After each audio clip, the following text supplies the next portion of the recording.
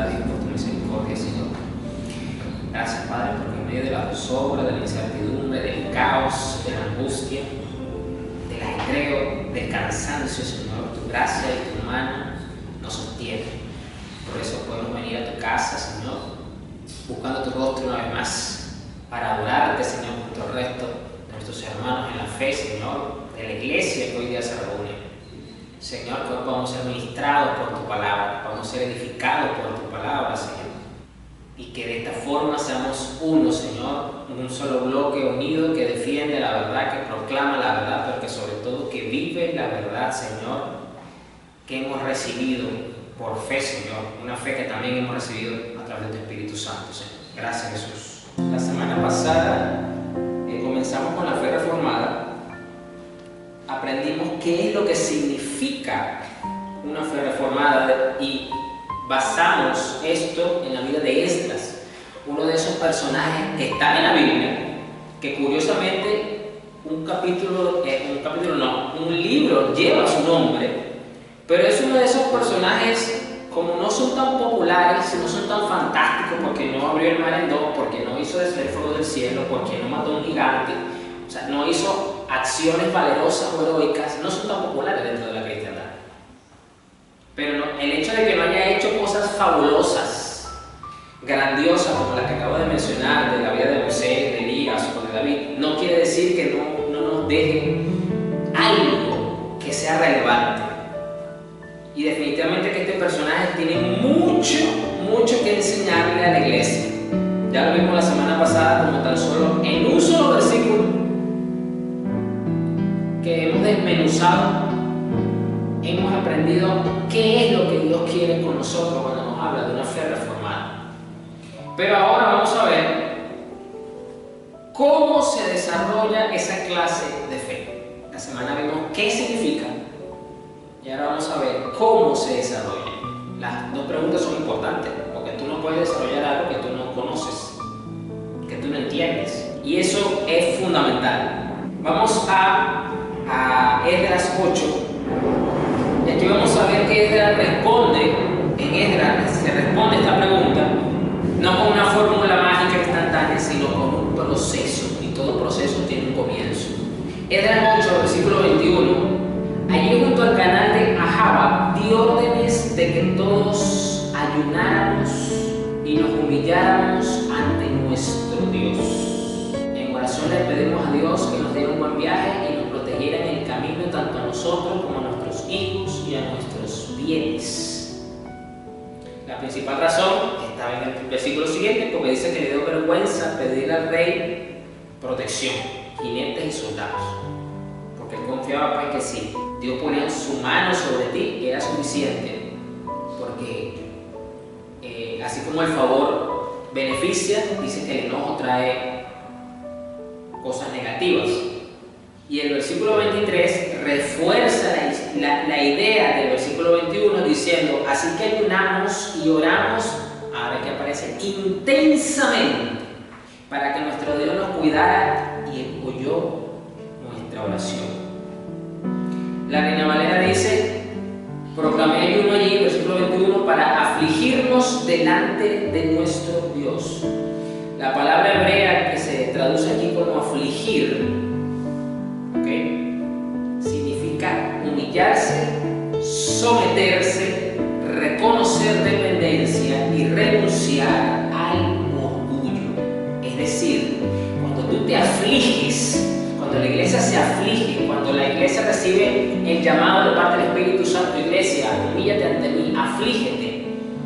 Esto involucra una conciencia de parte tuya y mía de estas cuatro cosas. Tú tienes que estar consciente no solo de que te tienes que humillar, sino que te tienes que someter. Y esto cuesta mucho porque el corazón grita: no, porque no quiero someterme a eso. No es lo que estoy buscando, no es la respuesta que quiero, y por eso es afligir. Es la palabra anaj, con H al final. Implica someterse. Es uno de los puntos que más cuesta, y cuesta más cuando no tenemos la actitud de humillarnos. La gente cree que someterse es fácil. No, someterse no es fácil.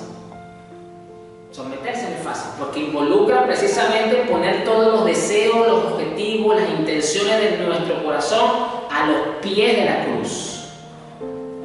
Y al corazón no le gusta. Entonces no me gusta a mí que es fácil someterse. No es fácil someterse. No es fácil someterse. Y más cuando nos hemos ilusionado con nuestros propios planes humanos, naturales y carnales. No es fácil someterse. Y voy a ir más allá. No es fácil someterse inclusive dentro del plan divino. Y aquí voy a poner un ejemplo muy claro. Jonás. Jonás no estaba buscando tener un negocio propio, Jonás no estaba buscando tener una familia más grande. Jonás era una persona que estaba dedicada a los servicios del reino. No es que en el punto en que usted lee la historia de Jonás, que son como 4 capítulos nada más, apareció de carambola y Dios lo escogió. No, Jonás era un profeta que estaba dedicado al servicio del Señor, así que estaba involucrado en eso, ese era su objetivo de vida. Pero dentro de eso, él no quería ir a Nínive a predicar. Entonces, aún estando dentro de la voluntad de Dios, aún estando trabajando dentro de los planes y del propósito de Dios en tu vida, nos cuesta someternos, porque usted sabe todo el proceso que vivió Jonás. ¿Por qué? Porque no quería someterse a lo que él sabía que la voluntad divina le demandaba. Mire todo lo que pasó ahora. Entonces no me venga usted a decir que es fácil someterse. No, no es fácil someterse. No me venga a mí con ese cuento. Porque yo sé que es difícil, es duro, porque es una lucha que tenemos con nuestro propio corazón. Reconocer dependencia. Esto nos cuesta mucho también. ¿Por qué? Porque, bueno, Señor, yo estoy buscando tu voluntad, y usted se pone a orar, y usted se pone a leer la Biblia y tal, y Dios le manda palabras, pero usted va que se le está pasando el tiempo.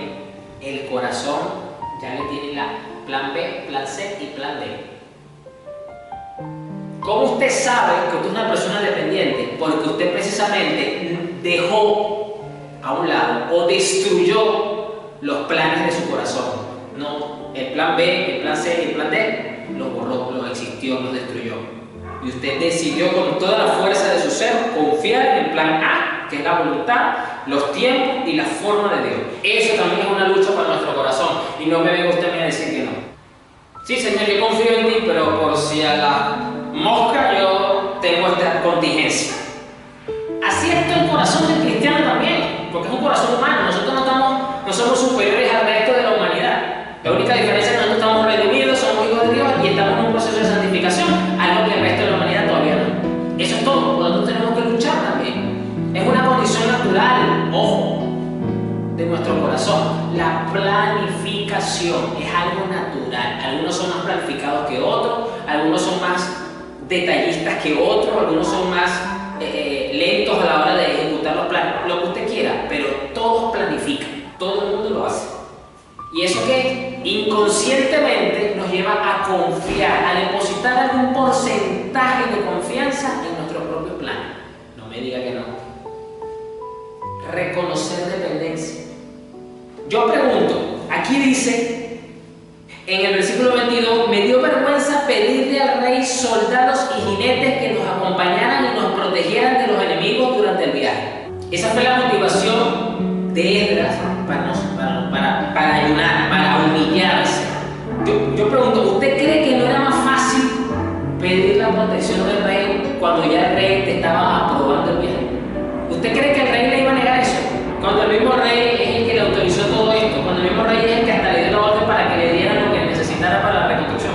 O sea, tenía el favor de Dios y del rey. Y en este punto es donde me quiero enfatizar. ¿Usted cree que no era más fácil entonces? Bueno, mi rey, gracias por todo lo que está haciendo, pero un último favorcito. Mándenos por favor protección para que nos acompañe hasta que lleguemos al lugar nada más. En lo humano, la planificación hubiese sido perfecta. Depender de ese pequeño favor real. Depender de eso. Por eso, este proceso de tener una fe reformada comienza precisamente reconociendo nuestra dependencia. Pero tú no puedes reconocer la dependencia a Dios si tú no has reconocido que todavía tienes una dependencia a tus planes, a tu forma de hacer las cosas. En lo profundo de nuestro corazón siempre hay un plan por ahí escondido por si a la mosca, por si algo pasa. Por eso que esto es lo que significa significa afligir el corazón. Ahí usted se está dando cuenta que no es simplemente meterte en un cuarto y dejar de comer por 8 horas. O ponerte a trabajar y escuchar alabanza todo el día para que se te olvide que estás pasando hambre.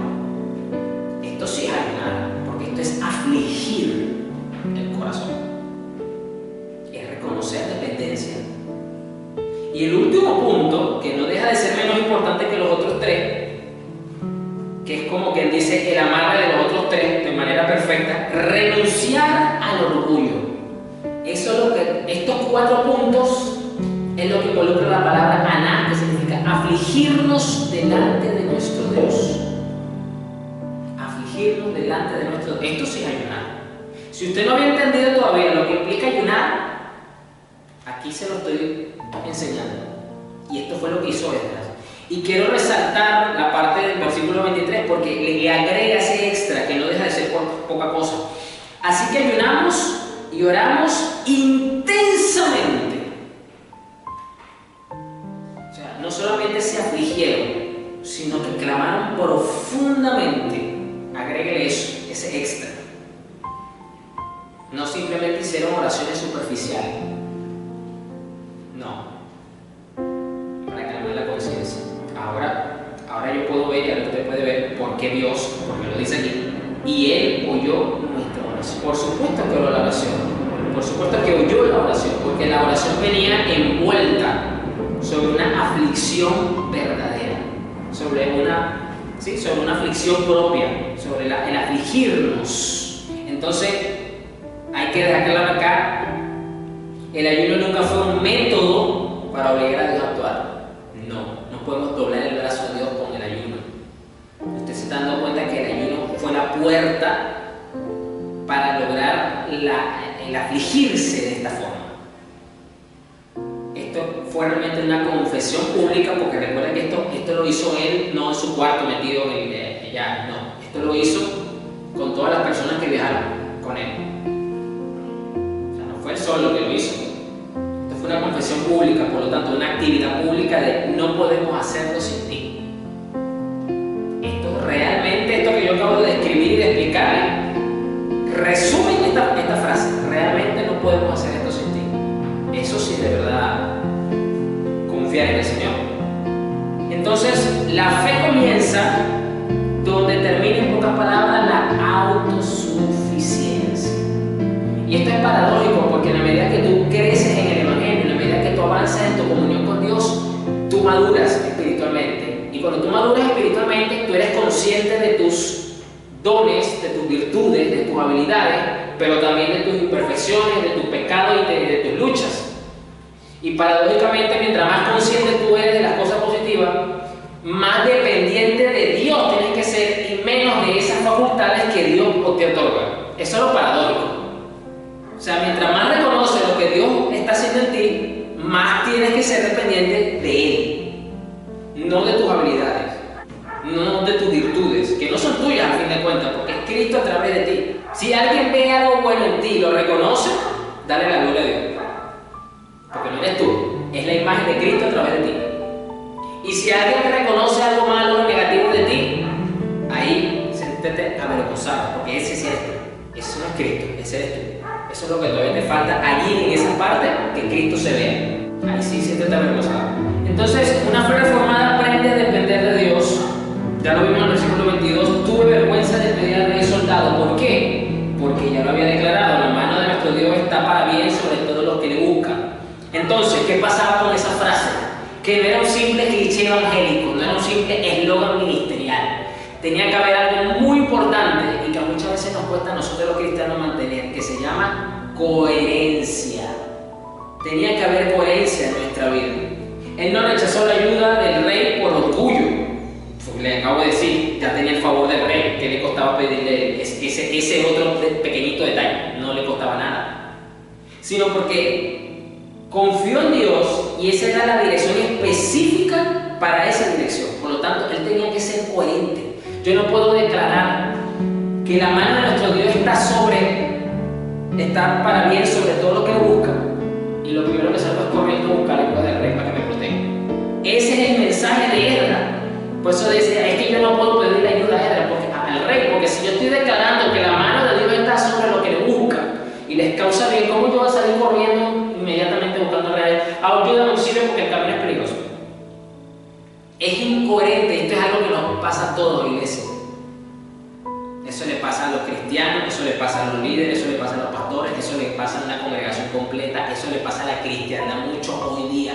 No son coherentes en su estilo de vida entre lo que enseñan o lo que viven diciendo y lo que muestran. Y principalmente, le voy a decir una cosa, es el principal obstáculo que muchos cristianos tienen para conquistar a sus familias para Cristo. ¿Por qué? Porque la familia, sobre todo la familia cercana, según tu núcleo, los más cercanos a ti, si como te han visto toda la vida, te conocen de toda la vida, siempre tienen muy clara esa imagen de ti. Entonces tú vienes a la Biblia y dices que tú eres cristiano, que eres evangélico, que ahora eres hijo de Dios, hija de Dios, inmediatamente ellos van a contrastar. Ajá, él o ella dice que es cristiano, pero lo que todavía sigue haciendo esto. Yo todavía sigo viendo que sigue diciendo esto. Yo todavía sigo viendo que reacciona de esta manera. Yo todavía sigo viendo esta falta. Y a lo mejor, porque algunos sí lo dicen, otros a lo mejor no lo dirán, pero lo comparan en su cabeza. Entonces no creen, no reciben el mensaje que tú les das, porque no hay coherencia. Y ese es el principal problema que hay con la familia. Estoy hablando del círculo cercano, los que conviven contigo de todos los días, los que te conocen de toda la vida. Les cuesta recibir el mensaje porque no creen, ven una incoherencia. Entonces, pero ¿cómo dice que es evangélica, pero todavía sigue haciendo esto? Eso lo piensan. Y por eso muchos no reciben el mensaje. Pero cuando hay coherencia, ocurre lo que todo el mundo quiere que ocurra. Te reciben el mensaje, te respetan cuando tú dices algo en una reunión familiar o algo. Te toman más en consideración. Empiezas a hacer influencia sobre ellos. Hasta que en algún punto Dios haga el milagro, ¡pum! Se arrepintieron y ahora son cristianos contigo también. Coherencia. Eso es algo que Ezra dejó aquí muy claro. Yo tengo que ser coherente. Yo no puedo decir que la mano de Dios está sobre los que le buscan y voy a salir corriendo buscando la falda del rey para que me proteja. Esa fue su motivación. O sea, fue una decisión basada en su ética de su fe. Si yo digo que Dios, la mano de Dios está sobre lo que le busca, entonces yo tengo que ser coherente. Vamos todos a ayunar, vamos a afligirnos intensamente y vamos a ver la mano de Dios. Y efectivamente así ocurrió. Vieron la mano de Dios. Fueron protegidos. ¿Y cómo no van a ser protegidos? Sí, mire, para que usted entienda la magnitud de lo que llevaban. 22 toneladas de plata, versículo 26, lo pueden leer conmigo. 3.400 kilos de objetos de plata, 3.400 kilos de oro, 20 recipientes de oro equivalente al valor de 1.000 monedas de oro. ¿Usted cree que necesitaba o no necesitaba la protección? Con más razón el corazón le dice, pero pídele la protección a rey, mira todo lo que estás llevando, es demasiado. No estás llevando un anillo de oro, no estás llevando una monedita de plata, 3.400 kilos de oro, casi 3 toneladas y media de oro. ¡Wow! Con mucha más razón le convenía buscar a Dios para que lo protegiera.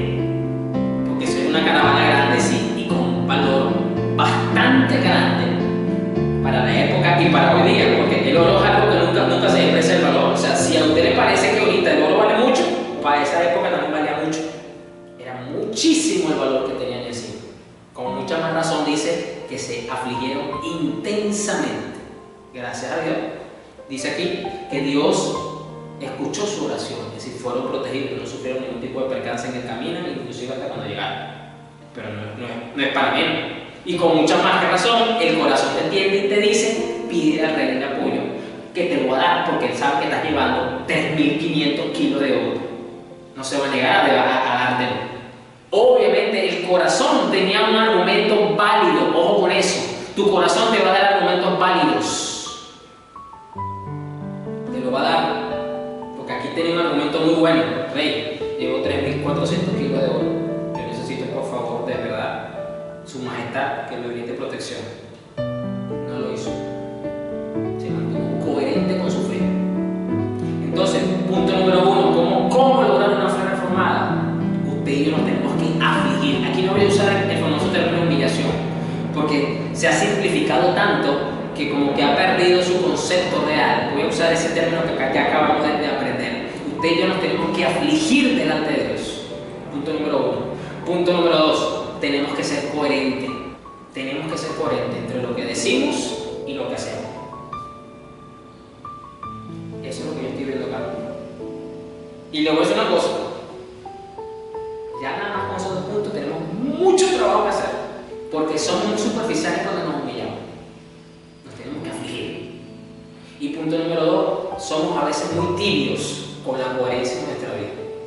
Mucho más cuando hay ciertos momentos en los que nos conviene ser más coherentes y a otros que como que podemos dejar, somos un poco más tolerantes con nuestra propia incoherencia. Vamos a ser un poquito más incoherentes en ciertos contextos, pero eso no es lo que yo veo acá.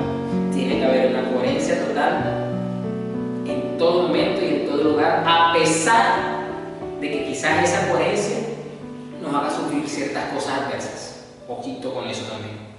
Eso también influye. Ok, aquí también Esdras resalta la mano de Dios, la mano protectora de nuestro Dios está sobre todo lo que le adoran. O, de decirlo de una forma más simplificada, la mano de Jehová está sobre él. En hebreo son 3 letras, Y-A-D. Creo que se traduce o se pronuncia ya. ¿Y qué significa esto? ¿Qué simboliza esto? Simboliza poder, la autoridad, la dirección, la protección y el favor de Dios. Eso es lo que significa la mano de Dios de forma simbólica: el poder, la autoridad, la dirección, la protección y el favor. En pocas palabras, cuando Esdras declara, porque la mano de Jehová está sobre los que le buscan, ¿qué está diciendo? Que el poder de Dios está sobre los que le buscan, que la autoridad de Dios está sobre los que le buscan, que la dirección de Dios está sobre los que le buscan, que la protección de Dios está sobre los que le buscan y que el favor de Dios está sobre los que le buscan. Entonces, cuando usted se aflige y dice: Señor, pon tu mano sobre mi vida, pon tu mano sobre esto, usted le está pidiendo que estas 5 cosas se manifiesten. No solo una, no solo la que a ti te conviene, las 5. Las 5. Entonces, para Esdras, el éxito en esta misión que él tuvo nunca fue el resultado de su capacidad directa para lograr ciertos objetivos, sino fue una consecuencia de la intervención de Dios desde el mismo momento cero. Porque aquí vemos ya, él no buscó la dirección de Dios cuando llegó ya al sitio y empezó a restaurar el tabernáculo y la cosa y la ley. No. Él empezó desde el mismo momento que dijo: vamos a viajar porque es el momento. Desde ahí comenzó el éxito de él, porque no dejó a Dios a un costado o no lo dejó temporalmente fuera y lo colocó en el primer lugar luego en un momento que él determinó que era el momento adecuado. No, desde el momento 1, desde el momento 0 que inició todo. Ahí ya se había marcado el éxito de él. Eso es muy bueno tenerlo presente, porque a veces los cristianos, bueno, yo esto lo puedo resolver, sé cómo hacerlo, y ya cuando la cosa se me complique o a partir de este punto busco la dirección de Dios. Eso es un error frecuente hoy día, porque se lo digo porque me ha pasado muchas veces hablando con ciertos hermanos. No, pastor, estoy haciendo esto, lo estoy planificando así, y estamos haciendo esto por acá y esto por allá, y bueno, hasta aquí. Ya cuando ya no lo puedo hacer, o cuando me empieza a faltar algo, o cuando tengo este cierto trabajo, ahí es que busco a Dios. Error. Porque todavía hay mucha dependencia de uno mismo. Vamos ahora al capítulo 9 de Esdras. Esto es para que usted, bueno, puede ser una acotación interesante. Al final del capítulo 8 dice que ellos, Esdras junto con los desterrados que viajaron con él, hicieron sacrificios a Dios conforme a la ley. Dice que ofrecieron 12 toros, 6 carneros, 77 corderos, 12 chivos. Hicieron ofrendas bastante grandes porque lo estaban haciendo pues en representación del pueblo general, ¿no? Y dice que todo se ofreció como una ofrenda quemada al Señor. Versículo 36. Los decretos del rey fueron entregados a sus funcionarios de más alta posición y a los gobernadores de la provincia situada al occidente del río Éufrates, quienes colaboraron dando su apoyo al pueblo y al templo de Dios. Aquí usted ve la mano de Dios operando, como lo hizo Esdras pidiéndolo como comenzamos en el 8, pero en el versículo 21, Dice que la mano de Dios está sobre quién, sobre los que le buscan. Aquí está la mano de Dios en acción en el versículo 36. Sobre todos los funcionarios colaboraron con él y en la restauración del templo. Ahora vamos a capítulo 9, versículo 1. Vamos a entrar un poquito en contexto acá. Dice: una vez realizadas estas cosas, los líderes judíos vinieron a verme y dijeron: muchos del pueblo de Israel e incluso algunos sacerdotes y levitas no se han mantenido separados de los otros pueblos que viven en esta tierra. Han adoptado las prácticas detestables de los cananeos, los hititas, los fereceos, los jebuseos, los amonitas, los moabitas, los egipcios, los amorreos.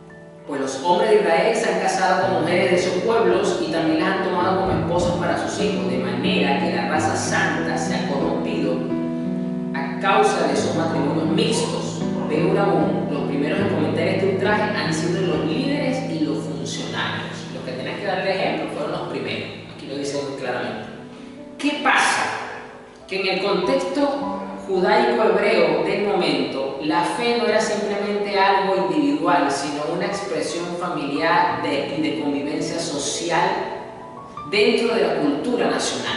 Y el hecho de que violentaran la ley, porque Dios les había prohibido juntarse, casarse con personas de otros pueblos, era precisamente porque esto iba a crear un tema de sincretismo religioso. Es decir, dentro de la fe y de la vivencia espiritual en relación con el único Dios verdadero, iban a convivir devotos, cultos hacia falsas entidades. Es decir, iba a entrar la idolatría, iba a entrar el paganismo, y esto iba a afectar la convivencia con Dios, iba a afectar la convivencia con el resto de la sociedad.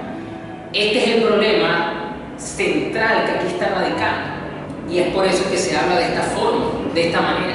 Hoy día el cristianismo se enseña mucho de manera individual, porque la salvación es individual, se parte mucho de ese principio, pero la fe cristiana es un compendio colectivo también, que por eso la iglesia está llamada a hacer la luz y la sal de la sociedad en la que se desenvuelve. Entonces, versículo 3: al oír esto me rasgué la capa y la camisa, me arranqué el pelo de la cabeza y de la barba y me senté completamente horrorizado. Entonces todos los que temblaban ante las palabras de Dios de Israel vinieron y se sentaron conmigo a causa de este ultraje cometido por los que habían regresado del destierro. Allí me quedé sentado, totalmente horrorizado, hasta la hora del sacrificio de la tarde. A la hora del sacrificio me levanté de donde había estado sentado haciendo duelo con mi ropa rasgada. Caí de rodillas y levanté las manos al Señor mi Dios. Hice la siguiente oración: oh Dios mío, estoy totalmente avergonzado. Me da vergüenza elevar mi rostro a ti, pues nuestros pecados se han amontonado tanto que son más altos que nosotros y nuestra culpa llega a los cielos. El siguiente punto para alcanzar esta fe reformada en nuestra vida es que el arrepentimiento produce convicción y restauración. Aquí no dice, en ningún lado te encuentra que Esdras participó de este pecado. Aquí nos dice muy claramente quiénes fueron los culpables, desde los líderes civiles hasta el resto del pueblo, porque ya lo vimos. Pero aquí ocurre algo muy interesante. Él se horroriza, él siente la culpa de este pecado y toma una posición que es muy habitual a lo largo de ciertos pasajes de la escritura, donde la persona en representación del pueblo se humilla delante de Dios, pero no como sustitutorio, sino para llevarlo al ejemplo al pueblo, para que hagan lo mismo que él está haciendo. Y eso es lo que hace Esdras acá. Por eso dice, hemos pecado. Él se mete en el paquete, cuando usted sabe que no tiene nada que ver con eso. Pero él se identifica, él no se pone aislado. No es que ustedes son una bola de pecadores, porque lo mejor que Dios manda un rayo y lo pique por la mitad todito. No hace eso, no hace eso. Él se humilla. ¿Por qué? Porque vuelvo al punto anterior, tiene coherencia. Él busca que el pueblo imite su conducta, porque él es la influencia aquí en este momento. Ya usted se da cuenta de lo importante que es ser coherente. Él está haciendo más con la influencia que tiene por ser coherente que por por cualquier otra cosa, organización eclesiástica que él pueda traer o religiosa. Él lo está logrando por ser coherente. Y si usted quiere ser influencia, si usted quiere demostrar realmente lo que es vivir una fe reformada, usted tiene que ser influencia. Usted tiene que convertirse realmente en un verdadero influencer. Un término hoy día muy popular. Pero esto es ser influencer, de verdad. Esdras lo logró. Desde el tiempo de nuestros antepasados hasta el día de hoy hemos vivido sumergidos en el pecado. Por esa razón nosotros, nuestros reyes y nuestros sacerdotes, hemos estado a merced de los reyes paganos de la tierra. Nos han matado, capturado, robado, deshonrado, tal como estamos hoy. Sin embargo, ahora se nos concedió un breve momento de gracia, porque el Señor nuestro Dios ha permitido que unos cuantos de nosotros sobreviviéramos como un remanente. ¿Qué ocurrió con esta oración? Que prácticamente es todo el capítulo 9. ¿Dónde está el resultado de esta influencia? Capítulo 10, léalo conmigo, versículo 1. Mientras Esdras oraba y hacía esa confesión llorando y postrado rostro en tierra delante del templo de Dios, una gran multitud de Israel, hombres, mujeres y niños, se congregó y lloró amargamente con él. Logró el cometido. Logró que la gente tuviera conciencia de la situación pecaminosa en la que se encontraban y se humillaran con él, se afligieran con él, se arrepintieran con él y fueran transformados con él. Luego Secanías, hijo de Jehiel, descendiente de Dan, le dijo a Esdras: hemos sido infieles a nuestro Dios porque nos hemos casado con mujeres paganas de esta tierra, pero a pesar de esto hay esperanza para Israel. ¿Y cuál fue el resultado? Aquí está. Cuando hay verdadero arrepentimiento pasan dos cosas: se reconoce el pecado y se cambia en dirección contraria. Aquí lo dice: reconocieron que se habían pecado porque se habían casado con mujeres paganas. Versículo 13: hagamos ahora un pacto con nuestro Dios mediante el cual nos divorciaremos de nuestras esposas paganas y las echaremos de aquí junto con sus hijos. No es una decisión fácil lo que usted está leyendo aquí, porque no es una decisión sencilla.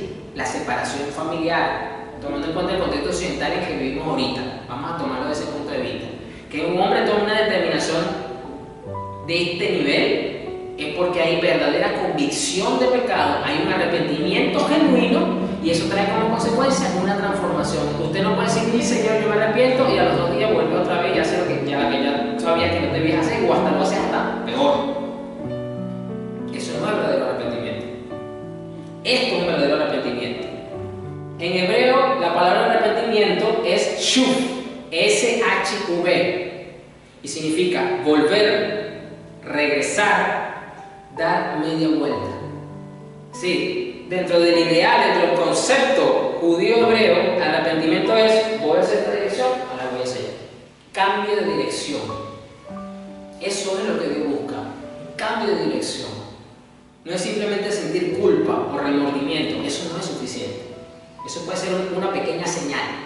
Entonces, toda reforma espiritual comienza cuando alguien decide regresar a Dios. Este pueblo regresó a Dios, no porque Esdras estaba restaurando el altar, sino porque estamos restaurando su relación con Dios. Y esto es lo que logra una fe reformada, que las personas sean afectadas realmente por tu coherencia y por tu influencia. Eso es tener una fe reformada. Eso fue lo que hizo Esdras acá. Y usted se está dando cuenta que Esdras no hizo grandes cosas. Esdras no hizo descender fuego del cielo como Elías, no abrió el mar como Moisés, no mató un gigante como David, pero logró algo que para Dios es muy valioso e importante. Logró que el pueblo regresase a su Dios y se restaurase la relación con él. Eso no es poca cosa. Eso no es poca cosa. Eso es muy valioso y muy importante para Dios. Y eso es lo que usted y yo tenemos que lograr. Eso es lo que usted y yo tenemos que lograr. En el versículo 16, bueno, no, quiero resaltar primero el versículo 13 del capítulo 10. Vamos desde el 9 mejor, para no dejar la cosa inconclusa. Capítulo 10, versículo 9. En el plazo de 3 días, todo el pueblo de Judá y de Benjamín se reunió en Jerusalén. La asamblea tuvo lugar el 19 de diciembre y todos los israelitas estaban sentados en la plaza frente al templo de Dios. ellos temblaban por la seriedad del asunto y también porque estaba lloviendo, o sea, tenían frío. Entonces Esdras, el sacerdote, se puso de pie y le dijo: ustedes han cometido un pecado terrible. Al casarse con mujeres paganas han aumentado la culpa de Israel. Por lo tanto, confiesen ahora su pecado al Señor, Dios de sus antepasados, y hagan lo que Él exige. Apártense de los habitantes de esta tierra y sepárense de esas mujeres paganas. Entonces toda la asamblea levantó la voz y respondió: sí, tienes razón, debemos hacer lo que tú dices. Luego agregar: no es algo que pueda resolverse en 1 o 2 días, porque muchos de nosotros estamos implicados en este asunto sumamente pecaminoso. Además, estamos en temporada de lluvias, así que no podemos quedarnos aquí fuera mucho más tiempo. Es decir, no solo ellos reconocieron que tenían que cambiar, sino estuvieron comprometidos, a pesar de la gravedad y de la magnitud del pecado que habían cometido, a solucionarlo. ¿Esto qué quiere decir? Que quizás el hecho de que tomemos decisiones que van en sentido contrario al pecado, es decir, que es arrepentirnos, quizás no vamos a tener la solución inmediata dependiendo del contexto y del conflicto en que usted se encuentra. Aquí hay un claro ejemplo. Ellos dijeron: sí, lo vamos a hacer, pero esto no lo vamos a hacer en un día ni 2, esto va a llevar tiempo. Pero al fin de cuentas se logró el cometido.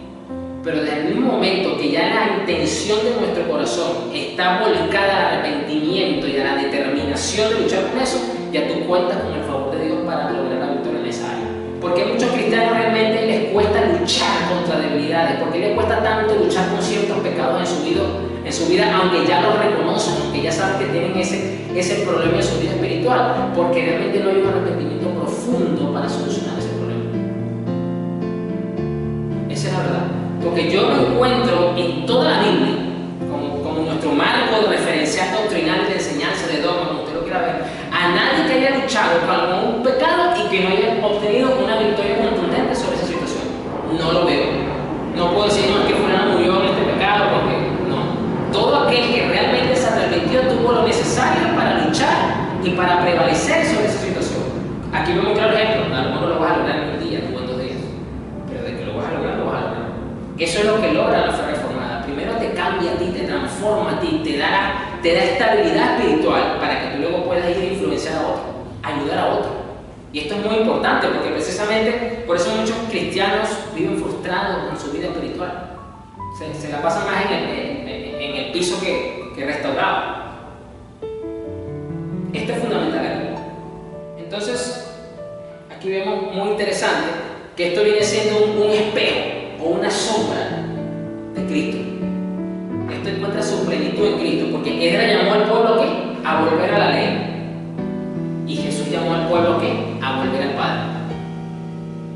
Esdras enseñó la palabra, haciéndola viable, entendible al pueblo, pero Jesús es la palabra hecha carne.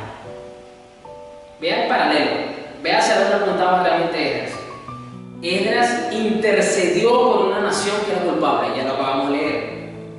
Y Cristo intercede eternamente por lo suyo.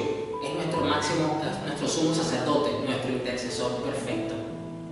Fíjense cómo todo apunta y encaja perfectamente dentro del mensaje cristocéntrico. Entonces, esta reforma de Esdras lo que hizo fue preparar el camino, mostrar el camino más limpio para que realmente el pueblo llegue de su Dios. Y eso es exactamente lo que hace la reforma. La reforma lo que busca es limpiar el camino para que el pueblo pueda ver el trono accesible de la gracia y llegar a los pies de Cristo. Eso es lo que hacemos nosotros los reformados. Eso es lo que buscamos, que usted realmente pueda tener una visión clara hacia dónde tiene que llegar y que el camino lo tenga lo más despejado posible para que sepa por dónde tienes que transitar. De eso se trata. Lamentablemente la cristiandad hoy día en la iglesia ha ensuciado tanto el camino, ha distorsionado tanto la imagen de Cristo que realmente la iglesia no sabe hacia dónde va ni por dónde está pasando. Y de eso no se trata. Entonces les voy a dejar para que usted pregunte, para que usted mismo se haga una introspección de forma reflexiva, no para que me la responda a mí. ¿Conozco la palabra o solo conozco versículos aislados? ¿Mi confianza está puesta en Dios? ¿O todavía en mi dependencia de ciertas cosas? Autosuficiencia, si usted lo quiere ver así.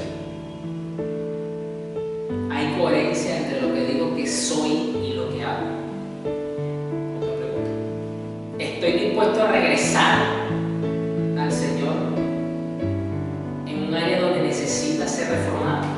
Si necesito arrepentirme en algún área de verdad, o no he logrado alcanzar la victoria en cierta área que ya reconozco que tengo que atender esa área, pero porque realmente no tengo un arrepentimiento genuino y por eso no se ha reformado eso. Hágase esta pregunta. En pocas palabras, una fe reformada nace cuando el corazón se aflige, crece al depender de Dios, madura mediante la obediencia y persevera en fidelidad y coherencia. Eso es cómo tener una fe reformada. Vamos a orar.